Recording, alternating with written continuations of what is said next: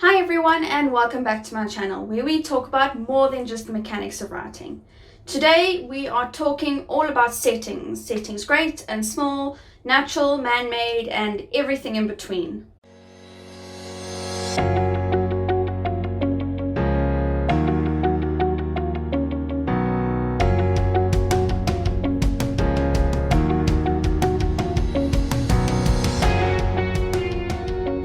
As writers, we do tons of research and tweaking and changing, and sometimes it's a little bit difficult to keep track of things. You know, where did I put that? How big was that? And what was the color of that room? This is where the Sims 4 build mode comes in. Not only is it a great tool to build your setting, but it's also a great tool to go back and refresh your memory and update your setting as you go through your story. It's also very helpful if you only have a very vague idea of the setting that you want to convey. You can go in, tweak it until you like it just the way it is, and then just write a description based on what you see. I find this much easier, especially when I want to visualize something. Personally, I find it easier to convey things with non-verbal methods rather than verbal methods. So if you're having trouble quantifying your setting or your description, you can just create it and then describe it. Lastly, and probably most importantly for those of you who are wanting to self-publish, you can export screenshots and videos to use in book trailers, for artwork, even your cover if you really want to, and you can tweak them and change them in Photoshop. With that all being said, let's jump into some screen capture and I'll walk you through what I have to show you. Okay, so here we are back at the family that I used in the first video, so if you want to check that out, I'll put a link in the description box below. But let's just quickly go into build mode, which is in the top right hand corner. Okay, so we're in build mode here. I'm going to just zoom out a bit so you can see the entire lot. You might be able to find a lot that you can fit everything you need to into one lot, but you can use multiple lots, or maybe just size stuff down to fit into the lot. But I think I'm going to start just with kind of the easy versions of doing something. So in The Sims 4 you have pre-made rooms.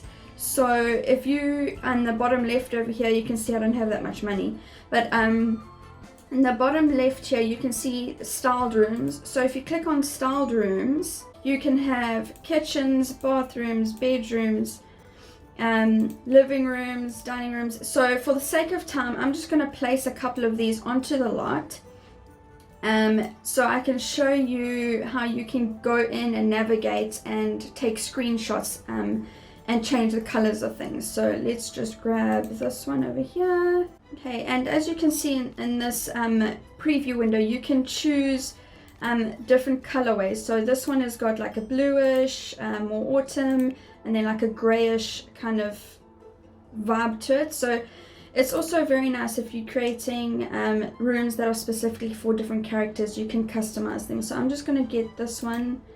I chose a bedroom because it's a more personal kind of room.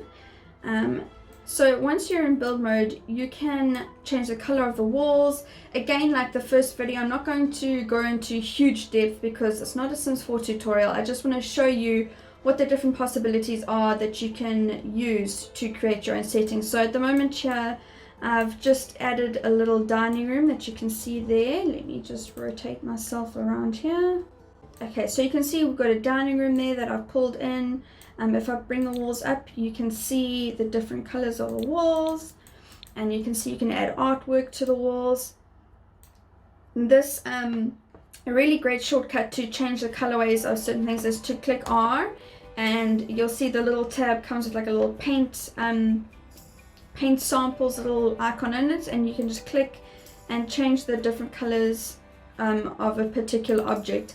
I'll do a little section on other little tidbits that you can use, shortcuts that will help you to sort that out. So as far as building houses and buildings goes, it's pretty self-explanatory. It's very easy to do, and what I'm really excited about is to actually show you guys the terrain tools.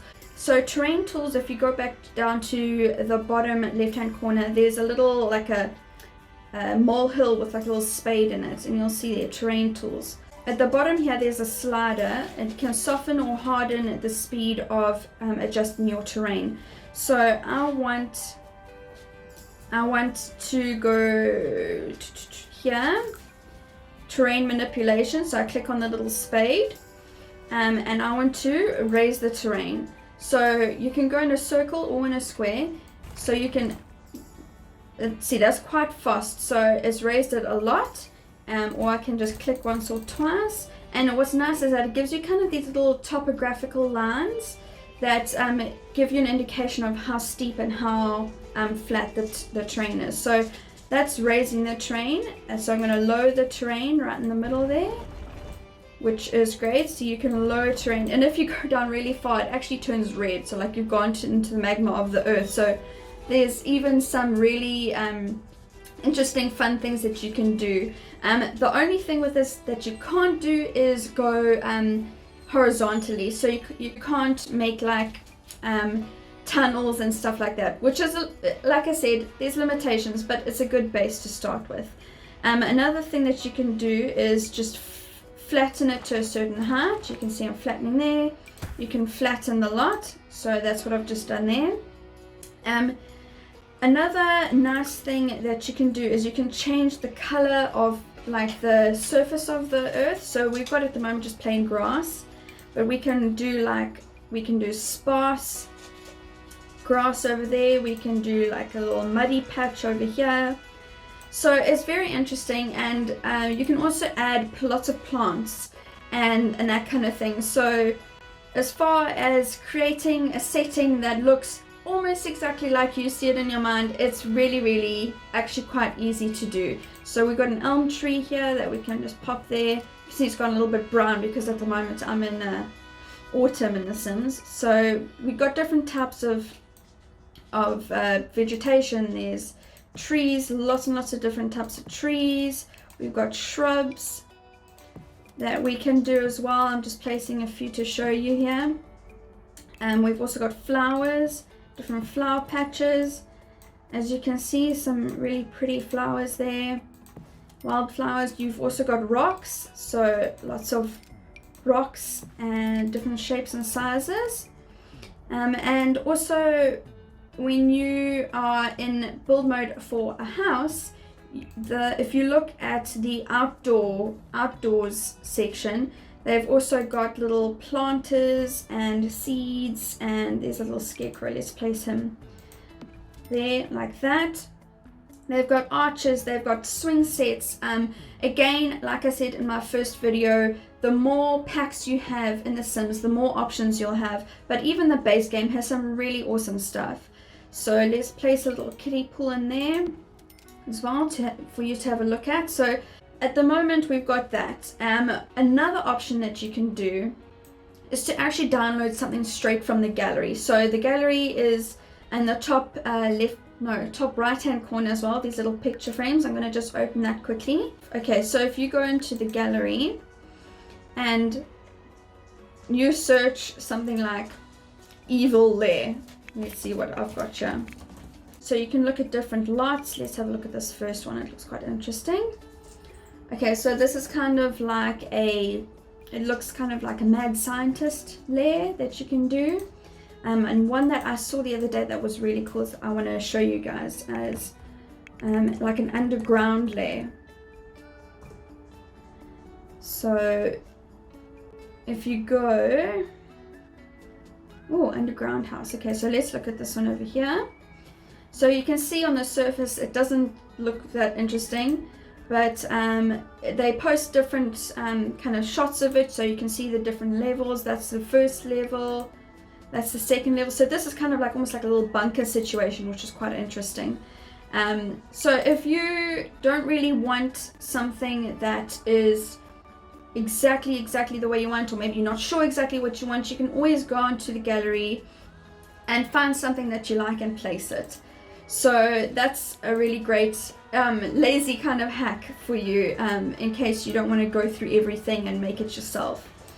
The other few things that I want to show you is cheats. I'm just going to put my cheats on here. Okay, as you can see, I've just put BB move objects on. Okay, I will put a little text across the screen now. It's BB dot move objects space on. This is the single cheat that I use the most in The Sims, because it allows you to move things closer than the game would normally allow you to move. So let's go back to our house here. And as you can see, if you pick something up, it's got a little green square around it. So if you move it near something that it shouldn't be near, it normally goes red. But you can see here, I'm putting it straight in front of the door and it's not going red. It's even phasing through the door a little bit there. So that's great, especially if you are, like, again, it's just extra customization, which is really cool. So that's the move objects one. Tips for resizing things. Let me just select that. Your square brackets on your keyboard, the left and right, you can go smaller or you can go really, really big. So that's quite nice and interesting. Again, it's very set intervals, but it's a lot of fun once you get the hang of it. Okay, so when you rotate something, you use the arrows, the little arrows on your keyboard. You can only go by these quite big intervals. I think there's like eight intervals. But if you go, let's place that back down. So if you go and make Sims 3 camera and you hold down Alt, select, and you hold down Alt and drag, you've got much wider range of motion.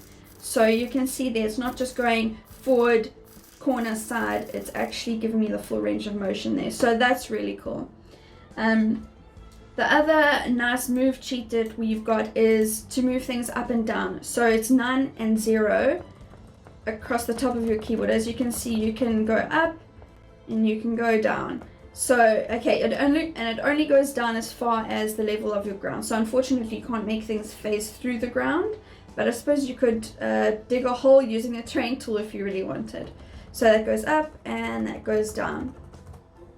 So, and the last thing that I want to show you is, no, not second to last thing that I want to show you. Let's go back to Sims 4 camera, is screen capture. So for the Sims 4, all you have to do is click C and it captures your screen.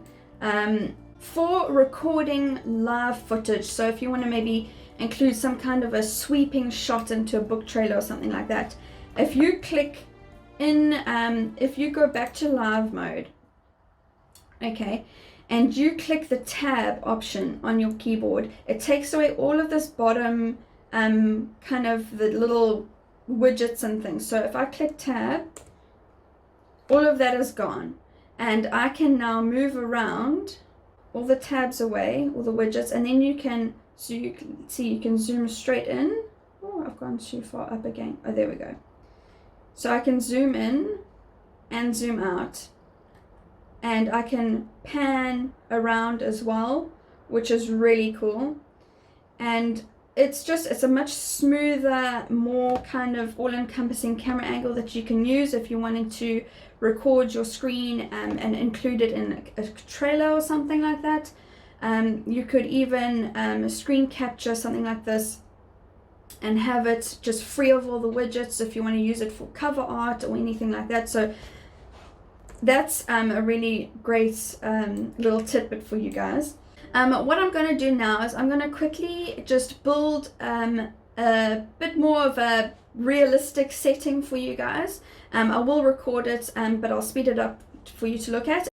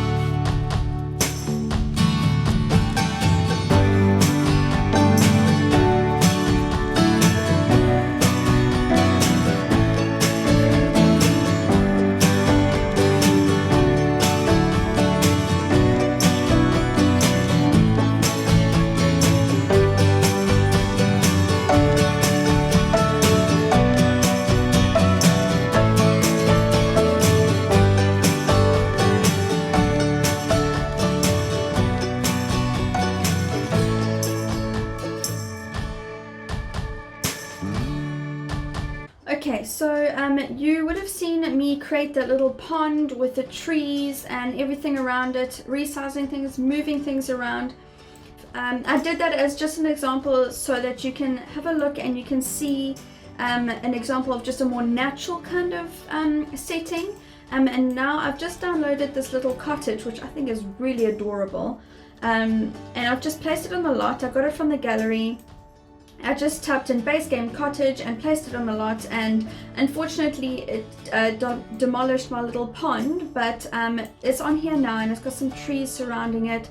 So I just thought that I would show you the cottage and kind of show you a little kind of tour. So let's have a look here. Okay, so first of all, we're in build mode, so let's just have a look at it from an aerial view first. They've got there's the upstairs, there's the downstairs. See, the downstairs is in a basement level, so you can see it's all black around. I'm not sure what the limit is on levels that you can go up or down, but I've seen people put like apartment buildings and stuff on the gallery, so it should be alright. So let's go up again, and I'm going to switch into live mode, and we're going to do maybe a little tour through the house. So let's have a look at that.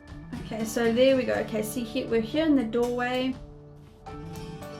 It's going to be a little bit more difficult. So you can see, you can set up some really nice little captures. You can see with our man Davin over there, he's playing on his phone, and you can go forward here and you can see the inside. There's beautiful stone walls. Let's just rotate around here. You can see the kitchen. There we go. You can see Davin sitting on the couch there. So you can go in and take screenshots of your characters in an environment, which is really great for any kind of swag or posters or anything you want to do. So it's actually a lot of fun. Once you get the hang of it, you can really create some really great artwork, you know, screen capture it and pop it into Photoshop, or even keep it the way it is and just colorize it a little bit, change it up. So yeah, that's all for settings. I hope you enjoyed this. I hope it was informative, and I'll see you back here next time.